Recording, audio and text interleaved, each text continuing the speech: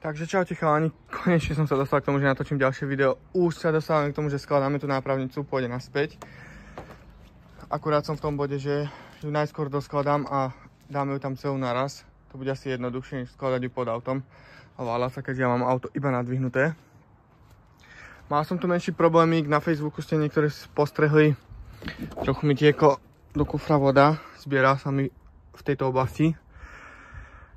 Prišiel som na to, kde bol problém, nebolo to strešné okno, nebolo to nič iné než táto guma, čo ide dookola. Našťastie som našiel druhú, vymenil som, problém zmizol. Tesnenie okolo svetla som dal týmito gumenými trúbkami, to ste už asi videli v predošlom videu. Doskladáme nápravnicu, keď ju budem nahádzať naspäť, ukážeme si, ako bude pokračovať ten X-bar, lebo na to sa ma viacerí už pýtali. Tu sú predpripravené diery na to. On sa uchytí jednou, druhou dierou a vlastne zároveň od myče. Tam pôjdu tiež držiaky. Bude doslova X-ko, za to sa to volá X-bar.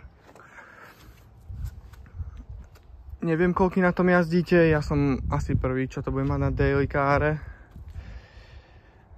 Brzdy máme dokončené. To sa teším, že to išlo ľahšie, ako som čakal. Ešte mi majú prísť objednané pancerové hadice, a to ako na predok, zadok, tak isto aj na hydroručku.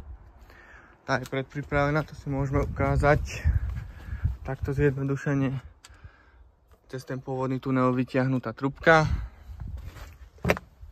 ktorá vedie do stredu na rozdvojku a na jednu a na druhú stranu. Tam pôjdu prídavné strmene. To si zase ukážeme ďalej, lebo k tým sa dostaneme asi až neskôr. Mal som tu menšie problémiky aj na dome, takže nestíhal som točiť. Ešte si ukážeme samozrejme, ako prispôsobiť kufrové dvere. Tam treba ešte dorobiť diery na svetlá.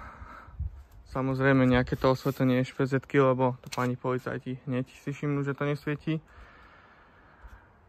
A to je asi tak všetko. Ak vás niečo napadá, niečo chcete spýtať, hoďte like, hoďte koment a vidíme sa pri ďalšom videu. Čaute.